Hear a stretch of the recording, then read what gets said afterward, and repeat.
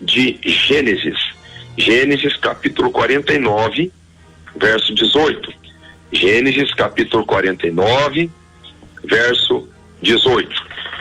Gênesis 49 e 18. É um versículo muito curto, mas é daquele tipo de versículo que é curto e fala bastante. É curto, mas a sua compreensão, a sua exegese, a sua hermenêutica é muito elástica, ou seja, é muito ampla a compreensão. É um versículo curto.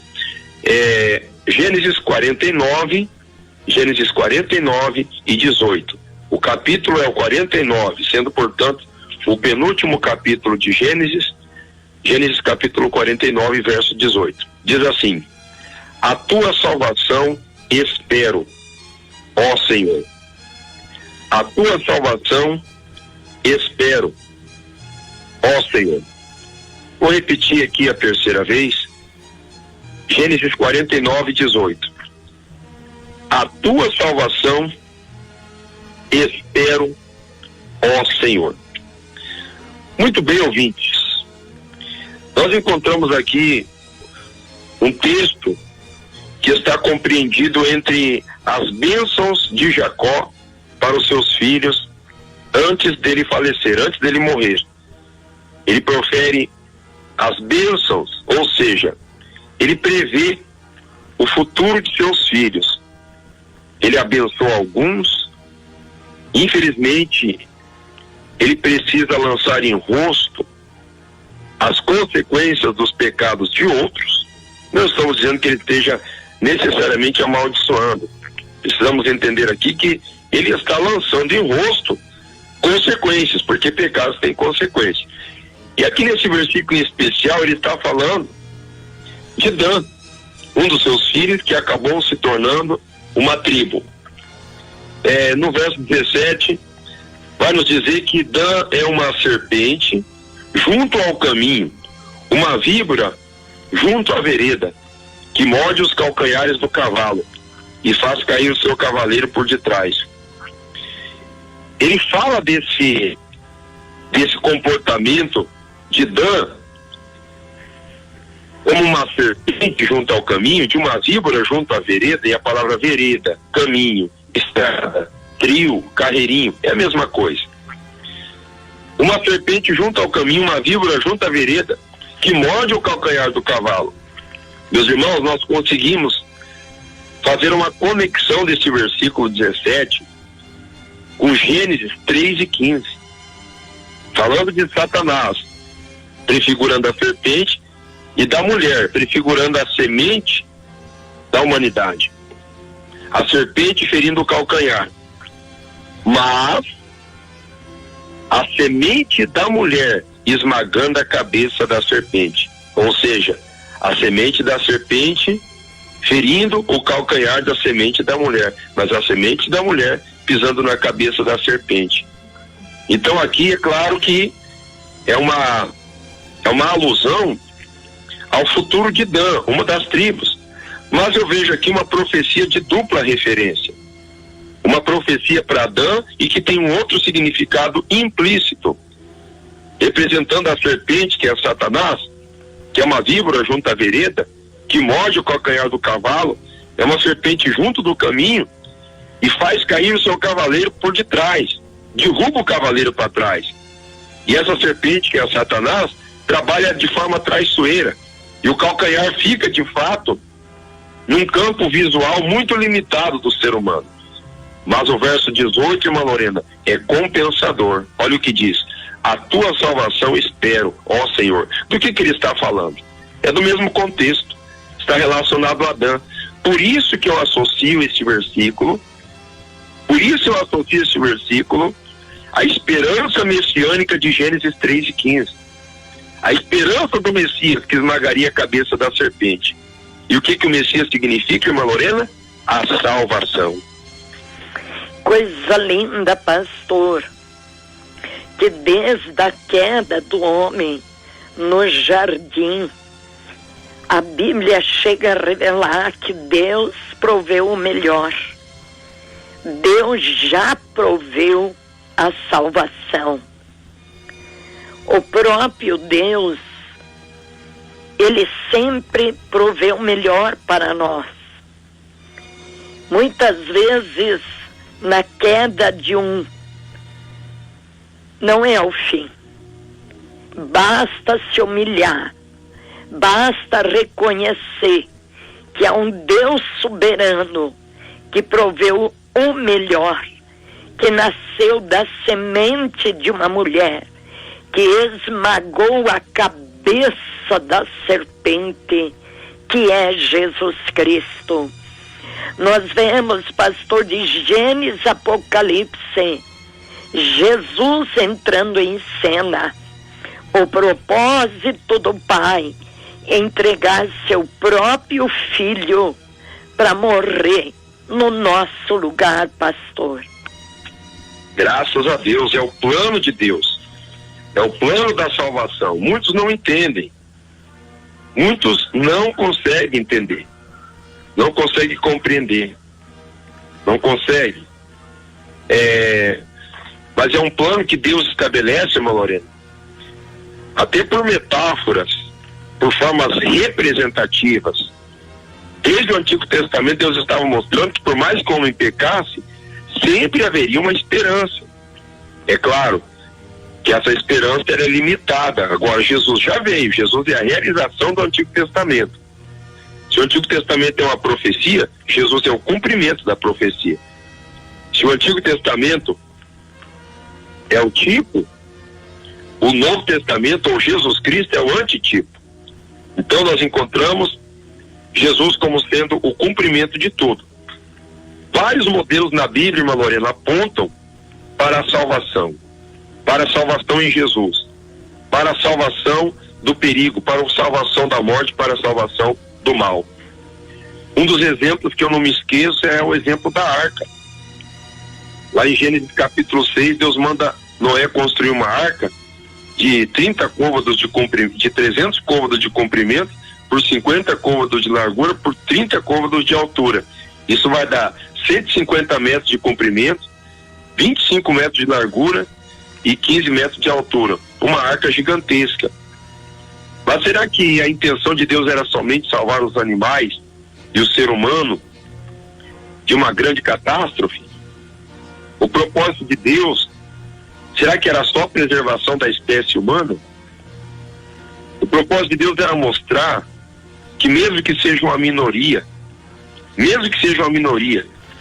ainda existe alguém que é temente a Deus. E através dessa minoria, Deus revelará o seu projeto e o seu plano de salvação.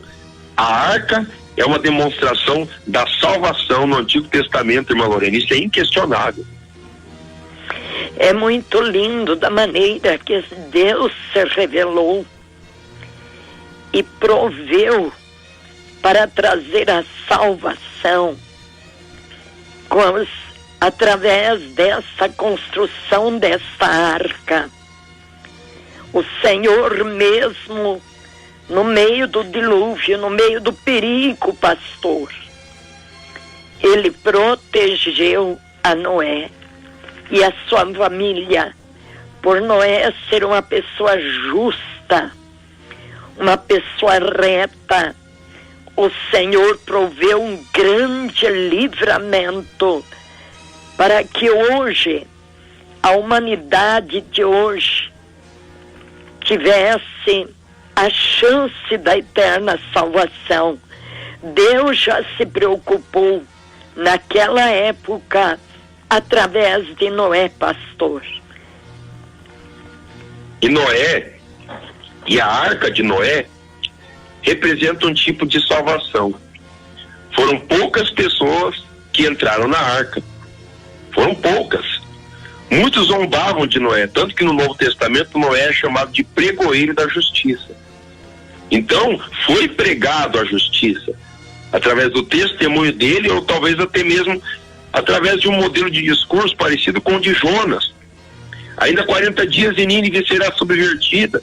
Talvez Noé dizendo, vai chover. E eles imaginavam, nunca vai chover. Nunca se ouviu falar disso. Precipitação de água na terra, não existe isso. Muitas pessoas zombam, irmã Lorena, dizendo o quê? A igreja ser arrebatada, Jesus voltar nas nuvens, nem osso tem de Jesus mais. Em Jerusalém, até os ossos de Jesus não existem mais. É claro que os ossos de Jesus não existem mais em Jerusalém. Não existe, porque ele ressuscitou, mas Jesus vai voltar. E assim como zombavam de Noé e do seu projeto e da execução do seu projeto, muitos zombam hoje de um projeto que é a arca de Deus na terra, e essa arca é a igreja. Não estou dizendo as igrejas que têm por finalidade o enriquecimento de líderes, de fundadores e de poderosos, que são a circunstância religiosa. Não estamos dizendo da igreja como simplesmente um clube de encontro de vaidade, de ostentação, de exibição de talentos ou exibição de poder aquisitivo. Não estou dizendo da igreja como uma feira de vaidades. Não estou dizendo igreja no sentido de um antro de disputas e contendas políticas, pessoais, sociais. Não estou dizendo igreja como um local onde a atividade cômica, engraçada, é a única tônica máxima de discurso. Eu estou dizendo a igreja verdadeira. A igreja verdadeira, ela funciona como uma arca. Funciona como uma arca. É o local que Deus preparou para reunião. A Assembleia Solene. É um centro de treinamento para um verdadeiro exército. É ali que Deus preparou. É o local que Deus preparou. É a igreja. E é ali que nós ouvimos falar da salvação. E é ali que Deus revela a sua salvação de uma forma local, de uma forma estrutural, de uma forma denominacional, por que não dizer assim? Então, a Arca de Noé foi uma representação de salvação, irmã Moia. Que coisa linda através da arca. Porque o plano era exterminar com todos, mas Deus achou a Noé. E Noé, ele cumpriu com o mandato do Senhor. Quando o Senhor disse, Noé, constrói uma arca. Não foi um dia, não foi dois, pastor. Levou muitos anos construindo. Quanto tempo que Deus deu chance para que houvesse arrependimento do povo. Mas o povo não aceitou, pastor. Antes os povos chamavam Noé de louco. E dizia que jamais haveria chuva sobre a terra. Mas quando Deus fala, Ele vela pela sua palavra. Ele prometeu, Ele cumpre. Então você que está me ouvindo, a mesma promessa que Ele fez para Noé, agora Ele fez a promessa da volta de Jesus. Se prepara, creia na eterna salvação, no gozo da vida eterna, pastor. Que coisa linda, Noé creu na promessa e foi salvo ele e a sua família. É algo muito profundo, pastor. O que nós estamos falando hoje é algo muito sério da parte do Senhor, pastor. Glória a Deus, com certeza, irmã Lorena. Estamos falando da salvação. Outra representação da salvação é a arca que Joquebede, a mãe de Moisés, construiu para ele. Era a arca mais ou menos do tamanho de um metro por 50 centímetros, porque ele era bebezinho, era uma criança ainda, de colo, né? Então, foi construída uma arca de betume e pez. Uma arca, eu diria, bastante simples, mas muito eficiente, porque era impermeável e também era flutuante. E o menino não morreu através da arca, no meio do rio, no meio do Nilo. Lá vai uma arca. O menino tinha duas escolhas: ou o menino ia para a arca, entrando no Nilo, enfrentando os desafios dos crocodilos do Nilo, enfrentando os desafios de qualquer outro tipo de intempérie ou incidente, ou o menino estaria fadado a morte, literalmente. O que ela escolheu? Dentre os males, eu vou escolher a arca. Tem pessoa, irmã Lorena, que pensa que ele tem outra opção se ele não quiser a arca. Ele diz assim, não, eu não quero saber da igreja. Tem alguns até que podem estar nos criticando, dizendo, porque precisa de igreja, não precisa de igreja para ir para o céu, não precisa de igreja para chegar até Jesus, porque Jesus é o caminho e a igreja muitas vezes quer se posicionar como um pedágio.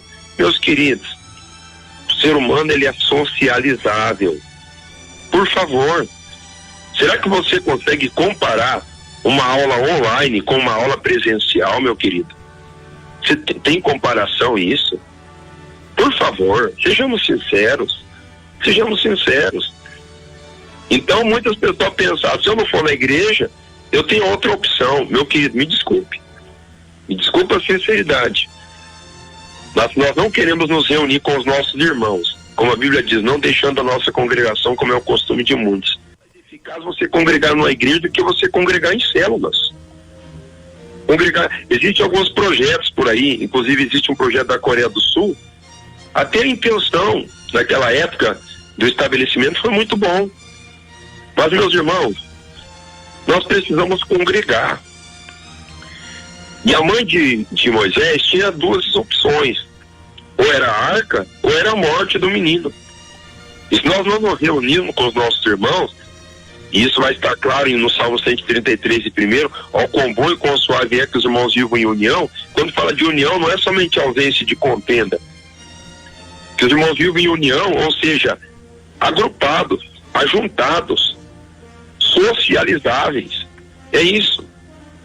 Então uma pessoa, quando ela deixa de congregar, irmã Lorena, ela começa a morrer na fé, irmã Lorena. Com toda certeza ela perde as forças. Porque o congregar na casa do Senhor, a oração, o louvor, a palavra, ela faz a diferença.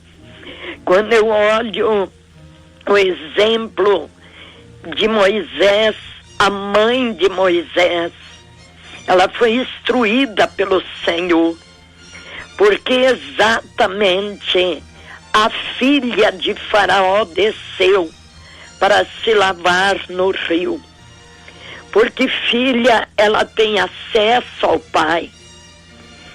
Filha, quando ela chega ao pai, o pai não consegue dizer não. Se fosse uma outra donzela, já não teria acesso a Faraó. Mas a Bíblia diz que o menino chegou na mão da filha de Faraó. Então ela, como tem acesso a entrar no palácio, entrar na presença do rei, faz a diferença. Ela teve essa autoridade. E assim somos nós, pastor. Toda filha e todo filho, ele tem acesso ao trono da graça. Tem acesso ao rei. Que coisa linda. É quando um filho dobra o joelho em pranto na casa do Senhor. Deus, ele não resiste a essa lágrima, pastor. Deus, ele não resiste esse pedido, esse clamor. Eu sei que muitos estão nos ouvindo agora, mas eu tenho uma palavra: não saia da arca, continua nela, porque ela é o caminho que te conduz ao Pai, pastor. Glória a Deus. Outro exemplo, irmã Lorena, que nós temos da arca, é a arca da aliança. É a arca da aliança. Quando o próprio Moisés, irmã Lorena, ele recebe as instruções de Deus para estabelecer um sábio que tivesse habilidades na fabricação de utensílios na presença de Deus, os utensílios santos do templo de Deus. E esse homem se chama Bezalel. A gente chama Bezalel, né, de uma forma portuguesada, mas é Bezalel. Bezalel, ele construiu uma arca construir uma arca. Essa arca, ela teria o comprimento de 2 côvados e meio, 1 côvado e meio de largura e 1 côvado e meio de altura. Essa arca seria mais ou menos 1,58 m de comprimento, 95 centímetros de largura e 95 centímetros de altura. E essa arca, em cima dela tinha uma tampa, um propiciatório de ouro. E em cima desse propiciatório tinha 2 querubins, um querubim olhando para o outro. O símbolo do salmo que diz: o anjo do Senhor acampa-se ao redor do que o teme e o livra do mal. E a presença de Deus também, os querubins que adoram a Deus 24 horas dizendo: santo, santo, santo é o Senhor. Santo, santo, santo é o Senhor. E dentro desta arca tinha o testemunho, que é a palavra de Deus, os 10 mandamentos, as tábuas dos 10 mandamentos da lei de Deus. E tinha também a vara de Arão que floresceu. E tinha ainda o maná como testemunho dentro desta arca. E esta arca, ela representava a salvação de Israel. Tanto que quando o povo de Israel lutava contra os filisteus, e a arca chegava no arraial pela frente, tendo ela 4 argolas, colocando 2 varas de acácia revestida de ouro, dentro dessas 4 argolas, 4 levitas carregavam essa arca. E quando a arca chegava no arraial, chegava na batalha, os filisteus temiam. Todo mundo tinha medo dessa arca, porque ela representa a presença de Deus que traz a salvação. Eu quero dizer aos ouvintes, talvez você esteja com problema de saúde, talvez você esteja com o espírito da morte rodeando a tua casa, desemprego e toda sorte de miséria. Quando a presença de Deus entra na tua casa, quando a arca de Deus entra na tua casa, que é a presença de Deus, essa arca que tem 4 argolas, representada pelos 4 evangelhos, Mateus, Marcos, Lucas e João. Quando o evangelho do Senhor Jesus Cristo entra na tua casa, é a presença de Deus. O evangelho entra e leva a salvação para tua casa, né, irmã Lorena? Que coisa linda! A arca da nova aliança. Quando ela chega, não tem enfermidade, pastor. Aonde ela chega, não tem câncer, não tem vírus. Os casamentos destruídos são reconstruídos de volta. Porque aonde essa arca chega, ela traz vida, ela traz paz, ela traz alegria. Ela é a nossa força. Ela é a nossa graça. Somos alcançados pela graça do poderoso Deus, através da arca da nova aliança, pastor. Glória a Deus, irmã Lorena. E essa arca é Jesus. Essa arca é Jesus. Nós não temos dúvida nenhuma. Não temos dúvida nenhuma. Isaías 7,14. Portanto, mesmo o Senhor vos dará um sinal. Eis que uma virgem conceberá e dará à luz um filho, e será o seu nome Emanuel, que significa Deus conosco.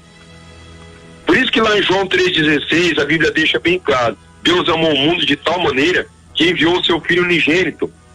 É a arca, é a glória que está no céu, que desce para a terra. Enviou o seu Filho unigênito para que todo aquele que nele crê não pereça, mas tenha salvação, mas tenha a vida eterna.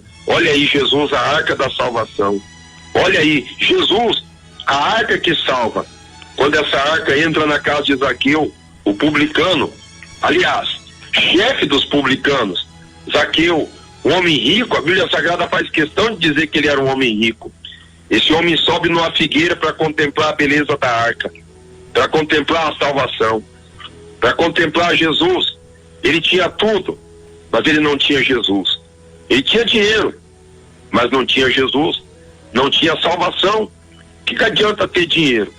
O que adianta ter prestígio, glamour, possibilidades, acesso, requinte, renome, poder, talvez até autoridade, mas não ter a salvação? Não adianta nada.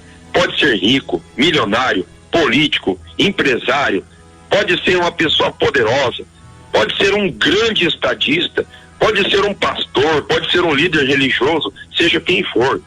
Se não tiver salvação, essa pessoa não tem nada.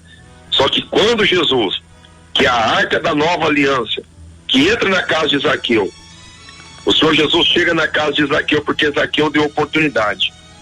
Zaqueu queria conhecer Jesus. E o Senhor Jesus se revela para ele. Então o Senhor Jesus diz, irmã Lorena, hoje veio salvação a esta casa, pois também este é filho de Abraão. Olha o tamanho da fé de Zaqueu. Ele está disposto a se abdicar de todo o seu poder, de toda a sua pompa, e se porventura ele defraudou alguém, ele está disposto a restituir quadruplicado. Isso é uma demonstração de aceitar a salvação, porque o Filho do Homem veio buscar e salvar o que se havia perdido. Glória a Deus, irmã Lorena. E ainda Isaías 61, verso 10 diz assim: regozijar-me-ei muito no Senhor, a minha alma se alegra no meu Deus, porque me vestiu de vestidos de salvação, me cobriu com manto da justiça, como um noivo que adorna com atavios e como a noiva que se enfeita com as suas joias. Isaías expressando a sua alegria, Isaías demonstrando que ele foi vestido de salvação. Que coisa linda, pastor! Quando nós lemos esses versículos, a nossa alma ela começa a se alegrar com a certeza da salvação. Ainda Isaías 62, o verso 1: por amor de Sião me não calarei, e por amor de Jerusalém me não aquietarei, até que saia a sua justiça como resplendor e a sua salvação como uma tocha acesa, pastor. Glória a Deus. Isaías é o profeta messiânico. 600 anos antes de Cristo, ele já estava profetizando que ele não ia se calar por amor a Sião. Por isso, irmã Lorena, que nós não podemos nos calar. Não podemos. Não foi a carne nem o sangue que revelou para a senhora ontem, para nós falarmos de salvação hoje. Foi o próprio Espírito Santo. Nós não podemos nos calar. Assim como Isaías falou, como eu amo tanto Sião, eu não vou me calar. E como eu amo tanto Jerusalém, eu não vou me aquietar, até que saia a justiça de Jerusalém de Sião, igual o resplendor. O que é o resplendor? É uma luz tão forte que não dá para esconder essa luz. E a sua salvação como uma tocha acesa. Uma tocha, ela é quente, ela ilumina, ela resplandece, e a salvação tem que ser assim. A salvação, irmã Lorena, não pode ficar dentro de 4 paredes. A salvação não pode ficar guardada na nossa garganta. A salvação não pode ficar guardada no nosso cérebro através de centenas e milhares de versículos memorizados. A salvação não pode ficar somente na nossa vida como se participássemos de um clube fechado e somente nós, de forma egoísta, disséssemos: eu estou salvo, minha família está salva, o mundo que se vire, o mundo que se dane. Não. Isaías diz: eu não vou me calar porque eu amo a Sião. Tem crente que diz: eu amo o Brasil, eu amo a minha pátria, mas não tem coragem de falar do evangelho para ninguém. Faça como Isaías, fala da salvação, prega a salvação, fale do amor de Cristo, não fique calado. E se você não pode falar, se você não pode expressar, não pode manifestar, peça para Deus abrir uma oportunidade. Como o apóstolo Paulo vivia orando para Deus abrir oportunidade de salvação, e uma vez o apóstolo Paulo diz: porque uma porta grande e eficaz me foi aberta e são muitos adversários. Que porta é essa? A porta da proclamação do evangelho. Por quê? Visando salvação. Isaías visava a salvação, esperava, e chegou a salvação como uma tocha acesa na pessoa bendita de Jesus Cristo, irmã Lorena.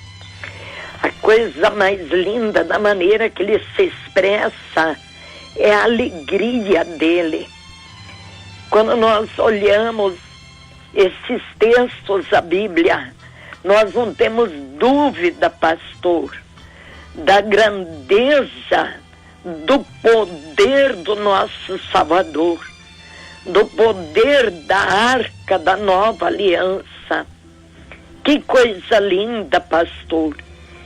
E a Bíblia ainda fala a respeito dos magos do Oriente, que quando os anjos, os próprios anjos, pastor, anunciaram o nascimento desta nova arca, anunciaram a salvação, as boas novas de salvação, até a estrela se moveu. E agora eu te pergunto, pastor, no meio de uma oportunidade tão linda, tão tremenda, será que alguém ainda vai dizer não para Jesus hoje, pastor? Irmã Lorena, parece que a irmã Lorena está lendo meu esboço que eu tenho aqui em casa, irmã Lorena. O Espírito Santo está revelando para a senhora. Olha o versículo que eu vou ler agora. Hebreus capítulo 2 e 3.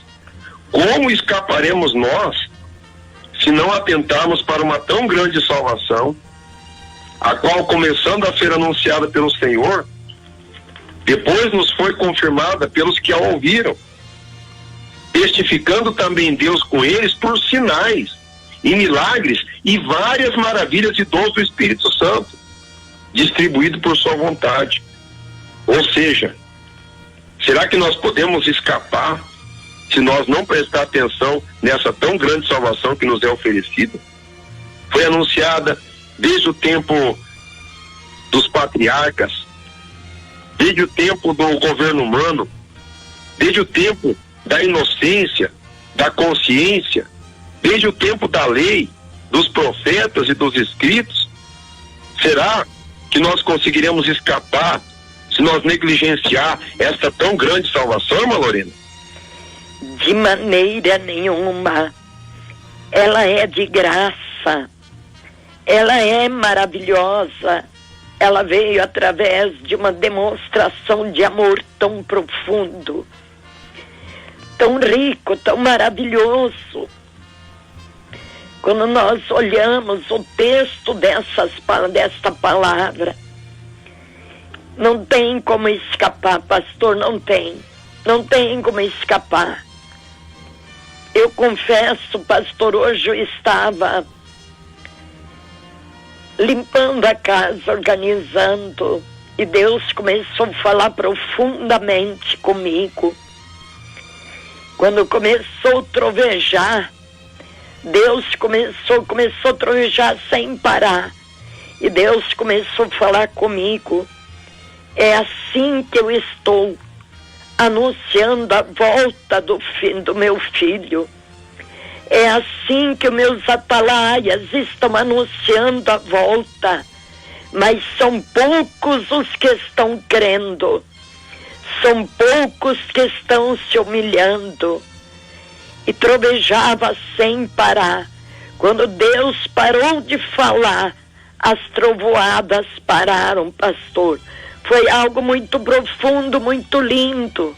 Deus está dando a última chance sobre a terra. Deus está usando os seus atalaia 24 horas. Numa só palavra, Jesus está voltando. Prepara-te, ó Israel, para encontrar com o Senhor teu Deus, pastor. Glória a Deus, irmã Lorena. A Bíblia diz em São Lucas 17:32, lembrai-vos da mulher de Ló.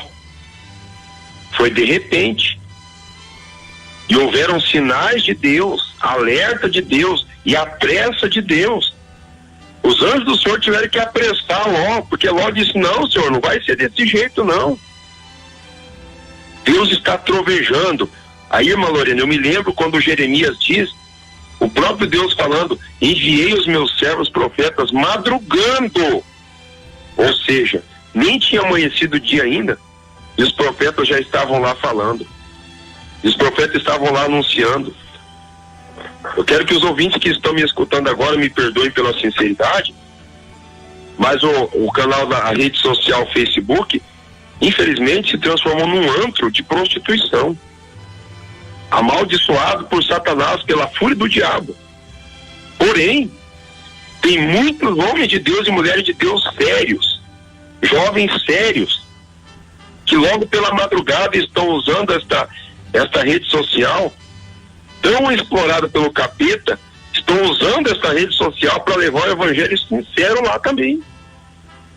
Deus está falando através das redes sociais, Deus está falando através do rádio, Deus está falando através de tantas formas, irmã Lorena. Com toda certeza. E ainda no livro de aos Efésios, capítulo 2, e o verso 8. Porque pela graça sois salvos, por meio da fé. E isso não vem de vós, é dom de Deus, pastor. Glória a Deus. E não vem das obras para que ninguém se glorie. Para que ninguém se glorie. E aqui agora eu quero pegar os monergistas, os predestinacionistas, os calvinistas que gostam de falar língua estranha. Talvez tenha alguns calvinistas que gostam de falar língua estranha só para continuar recebendo salário pentecostal, né? Chega a ser até engraçado se não fosse trágico. Mas eles utilizam esse versículo, essa expressão, para sustentar as teorias espúrias do calvinismo, de dizer que as pessoas são salvas somente pela fé, só pela graça, e não precisa ter boas obras, né? Eles querem excluir o livro de Tiago. Mas se quiser excluir o livro de Tiago, vai ter que excluir o versículo 10 também. Olha como é bonita a expressão. Efésios 2:8. Porque pela graça sois salvos por meio da fé, e isso não vem de vós, é dom de Deus. Glória a Deus. Aqui a vontade humana, ela não tem lugar nesse versículo. Não vem das obras, para que ninguém se glorie. A vontade humana perde mais lugar ainda. Agora vamos pro 10.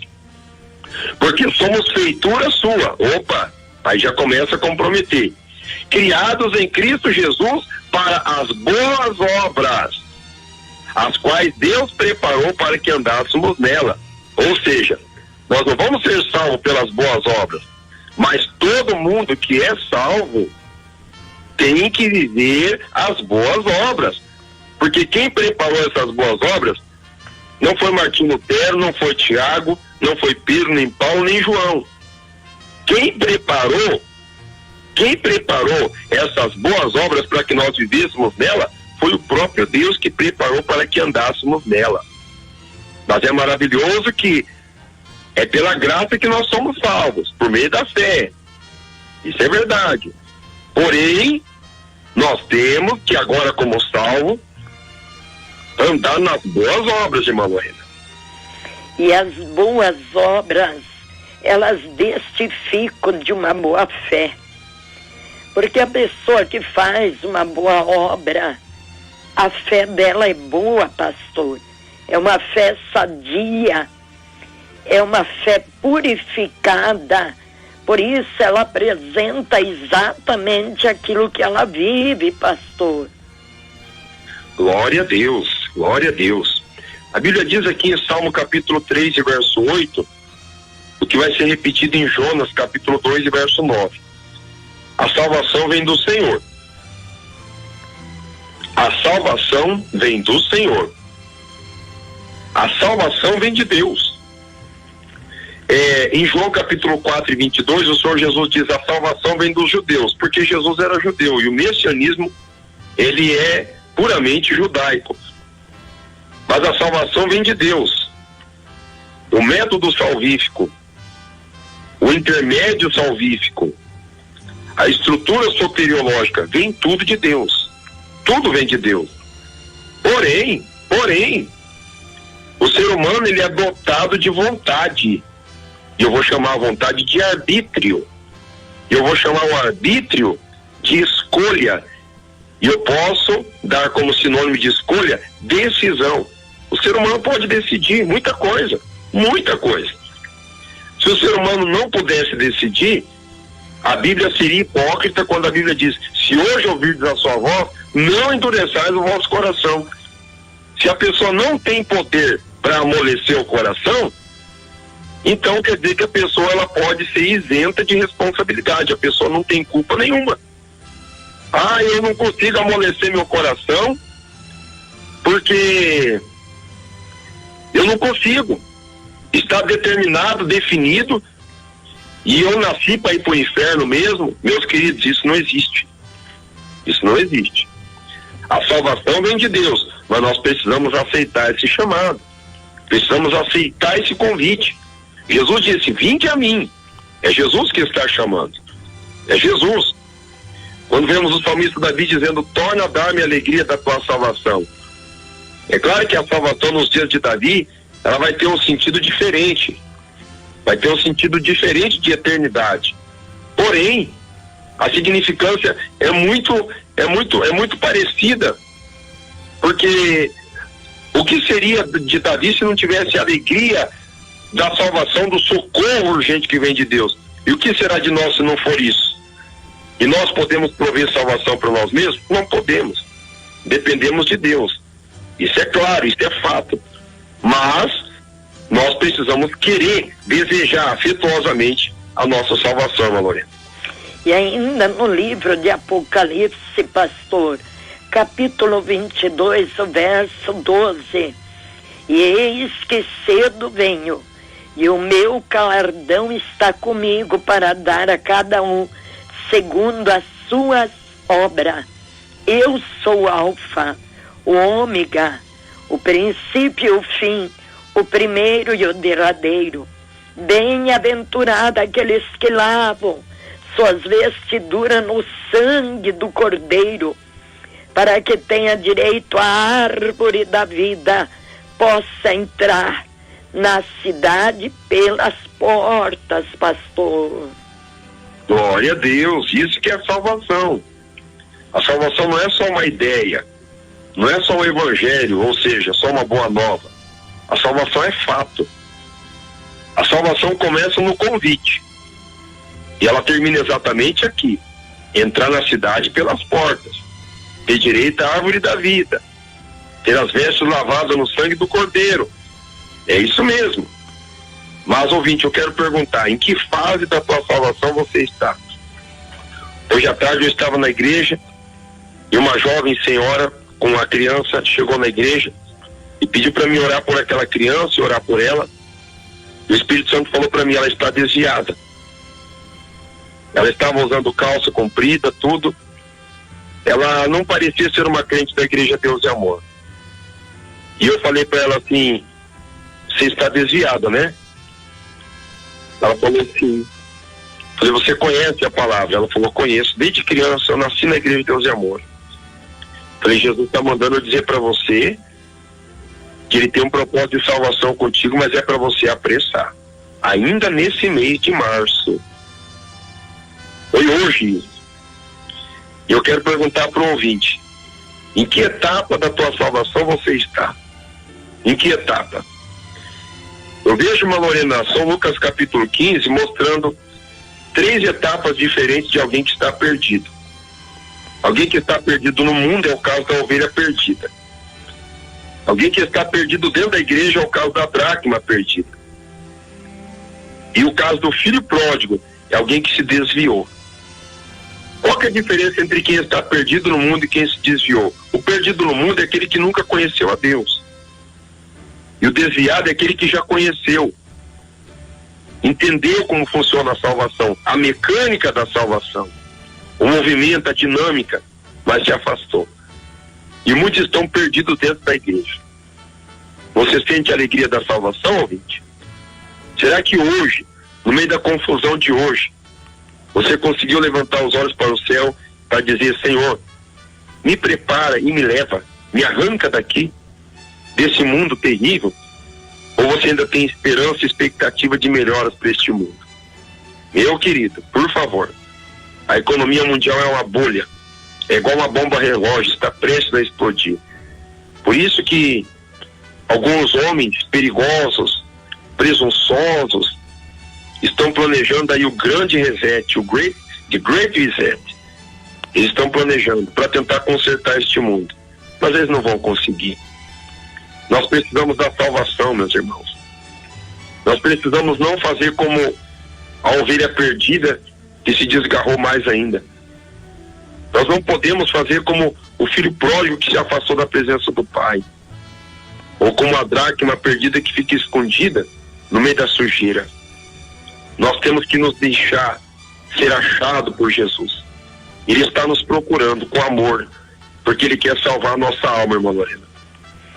Com toda certeza, Ele proveu o melhor para você, minha irmã, que está num momento de tanta angústia, aflição. Você está com medo do vírus, medo de morrer, medo de tudo. Hoje eu te apresento a salvação, que é Jesus Cristo. Ele te ama, Ele deu a sua vida em resgate à tua alma. Volta para Ele, você que está desviado, longe do caminho do Pai. Chegou a tua hora, chegou o momento de você sentir o gozo da eternidade, o gozo da salvação, a alegria da alma.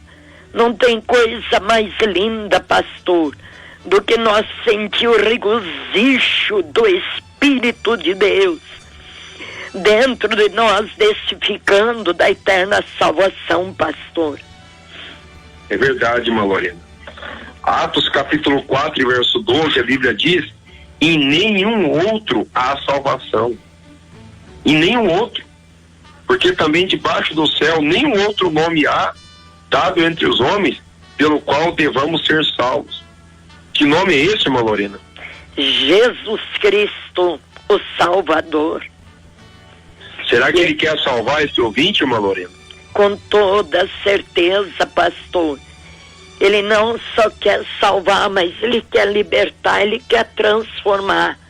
Ele quer que nós entramos pela porta na Nova Jerusalém, pastor. Glória a Deus. E agora, irmã Lorena, vamos convidar esse ouvinte para aceitar Jesus, para reconciliar, porque, irmã Lorena, quando no Facebook nós fazíamos as nossas lives, teve dia de nós alcançarmos 1.700 pessoas simultaneamente. Mas no rádio, a audiência é muito maior, muito maior. E é um privilégio que Deus concedeu para a Igreja Pentecostal Deus e Amor. É um privilégio maravilhoso. Então nós temos muitas pessoas agora escutando essa programação e que estão sendo convidados, irmã Lorena, a fazer um concerto com Deus. Porque a salvação não é brincadeira, irmã Lorena. De maneira nenhuma. Você que quer tomar essa decisão, levanta a tua mão com a minha e repita essas palavras. Fala: meu Deus, perdoa agora os meus pecados e escreva o meu nome lá no céu, no livro da vida, e sela com teu sangue. Senhor Jesus, salva minha alma e a minha família. Pastor, para essas pessoas ter como entrar em contato, qual é o telefone? 41 99677 6394. Vamos à oração da fé? Oramos ao Senhor. Dobra teu joelho, oramos, Senhor, meu Deus e meu Pai.